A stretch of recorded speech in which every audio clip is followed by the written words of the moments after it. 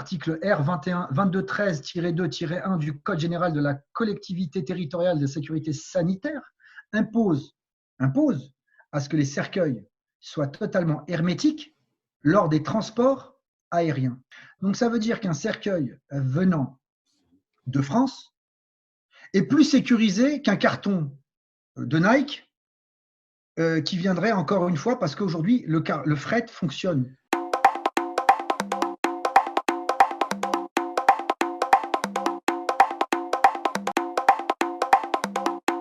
Bonjour Salem Fikr, tu es présidente de l'association Cap Sud MRE. Aujourd'hui, il y a une vraie problématique, notamment liée un peu au Covid-19. Alors, il est double, c'est-à-dire que non seulement les Chibani sont énormément touchés, puisque l'Île-de-France est beaucoup touchée, Marseille est beaucoup touchée, l'Est est également beaucoup touché, donc des régions où il y avait beaucoup d'immigrés d'abord à la base, d'immigrés de la première génération, et puis aussi parce que les frontières sont fermées. Donc aujourd'hui, comment tu vois la situation? On a affaire à une population fragile, ayant des problématiques de santé évidentes, puisqu'ils avaient eu un travail très, très laborieux en France. Et en l'occurrence, pour une catégorie bien précise qui m'embête le plus, en fait, ce sont ces retraités Chibani qui vivent dans les foyers, qui vivent dans 9 mètres carrés, dont le confinement n'est pas un confinement, puisque en fin de compte, les foyers ont des cuisines communes, ont des douches communes, ont des toilettes communes, ce qui fait que c'est très compliqué. Et ce sont les premières victimes, en règle générale, de ce virus. Et la double, voire la triple sentence, c'est celle de ne pas pouvoir, s'ils décèdent, être rapatriés dans leur pays d'origine, puisqu'ils vivent seuls dans ces foyers, n'ayant pas fait le rapatriement familial, pour la plupart, donc pour tous ceux qui vivent en règle générale dans les foyers, et leurs familles sont toutes au Maroc. Donc ils ont passé leur temps à investir au Maroc, à faire en sorte que leur famille reste au Maroc. Ils ont pratiquement tout fait pour le Maroc.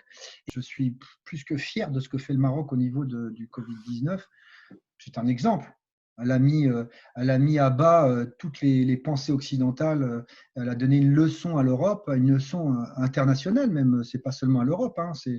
Sa Majesté le Roi a été magnifique pour nous en tant que Marocains résidant à l'étranger. On est plus que fiers de cette manière, surtout qu'on est confinés, nous, ici, en France, comme un pays du tiers-monde, en fait. Quand on a dit ça, on peut dire aussi le contraire dans la problématique de la gestion vers l'extérieur. Personnellement, l'association, en off, a déjà contacté, avant le 30 mars, certaines autorités marocaines, de manière à les alerter sur ce qui se passe aujourd'hui. Et on les a alertés de manière très claire, au téléphone, la ministre, enfin tout le monde, on leur a prévenu en disant ce confinement est important pour le Maroc, mais le transport des défunts ne doit pas s'arrêter. Tout simplement parce qu'il n'y a aucune raison de le faire. Le Covid-19, les défunts du Covid-19 ne transmettent pas le virus. C'est prouvé, puisqu'aujourd'hui, tout le monde enterre, que ce soit au Maroc ou en France, tout le monde enterre ses morts. Kers le home. Donc, la transmission du Covid-19 n'est pas effective après le décès. De plus, c'est que par des lois justement du transport aérien, l'article R 2213-2-1 du Code général de la collectivité territoriale de sécurité sanitaire impose à ce que les cercueils soient totalement hermétiques lors des transports aériens. C'est une loi aérienne et ça impose parce qu'en cas de crash, de façon à ce qu'il n'y a pas de décompensation. Donc ça veut dire qu'un cercueil venant de France est plus sécurisé qu'un carton de Nike qui viendrait encore une fois parce qu'aujourd'hui le fret fonctionne. Aujourd'hui, la Turquie fait un vol, et ça c'est pas moi qui le dis, et tout le monde peut le vérifier, et les pompes funèbres eux-mêmes le vérifient, font un vol cargo par semaine.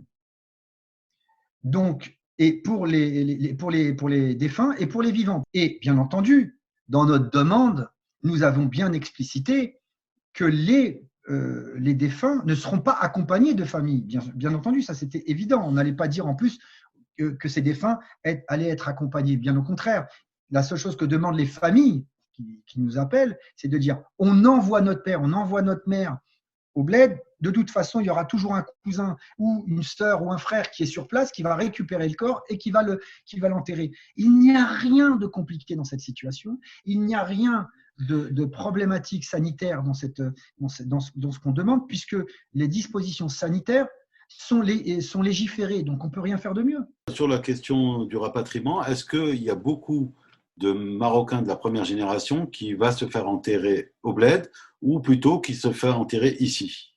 Quelle est la proportion à ton avis? Pour les premières générations,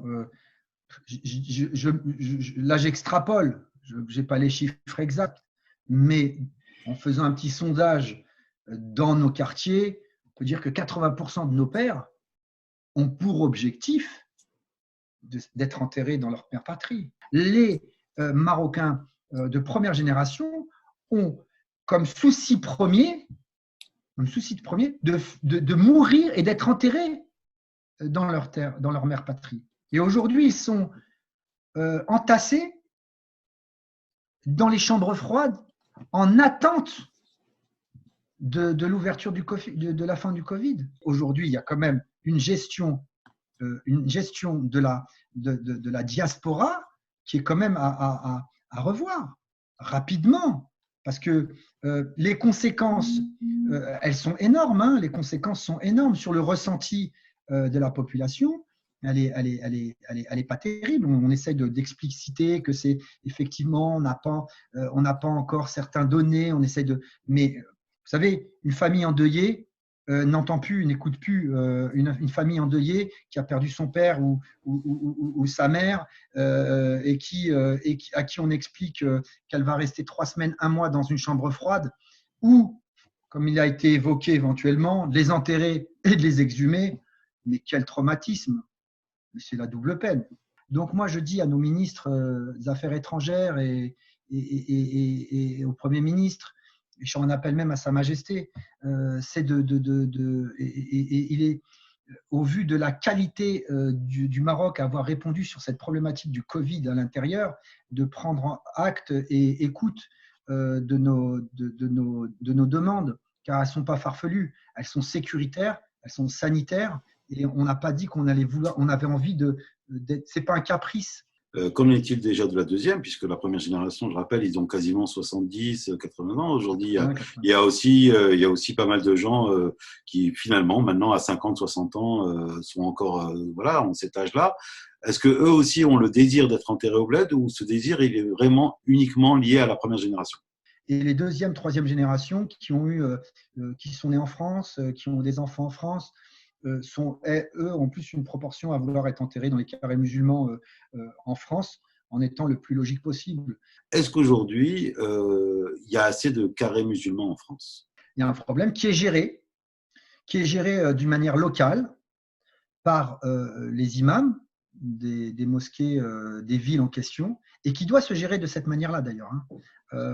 Puisque vous savez, on ne va pas se mentir, c'est vrai qu'il y a une pandémie, c'est vrai qu'il y a un problème, mais il y a aussi l'aspect politique. Et il faut faire très attention à ne pas faire en sorte que les politiques se braquent. Les personnes âgées sont les plus touchées. Donc aujourd'hui, les foyers de Gennevilliers, par exemple, c'est un des plus gros foyers. À Mantes-la-Jolie, c'est pareil. Donc aujourd'hui, c'est pour ça que je suis assez… je demande un geste auprès de notre pays d'origine, et je réitère par ton intermédiaire vraiment une écoute positive. Il faut savoir qu'un cercueil hermétique, il est conforme à Ebola. Ebola, c'est pas le Covid-19. Ebola, c'est vraiment un des virus les plus meurtriers. Rien à voir avec le Covid-19. Donc, quand on a mis en place cette demande, c'est une demande que nous ont confirmé les pompes funèbres. Donc, à un moment donné, on ne peut pas donner plus de sécurité que ça. À ta connaissance, est-ce que c'est un problème qui concerne que le Maroc, ou l'Algérie et la Tunisie est dans le même cas que nous? L'Algérie a commencé, et s'est arrêtée dernièrement. La Tunisie a fait comme le Maroc, immédiatement, c'est bloqué. Je pense qu'il y a une incompréhension Je peux concevoir que nos services consulaires, diplomatiques ou ministères des Affaires étrangères sont débordés par cette pandémie, posent des problèmes, mais j'aimerais qu'ils se posent tranquillement et qu'ils analysent froidement cette situation et qu'ils soient à l'écoute des demandes de ces ressortissants et de ces enfants de ressortissants. Car le ressenti, il ne faudrait pas qu'il s'amplifie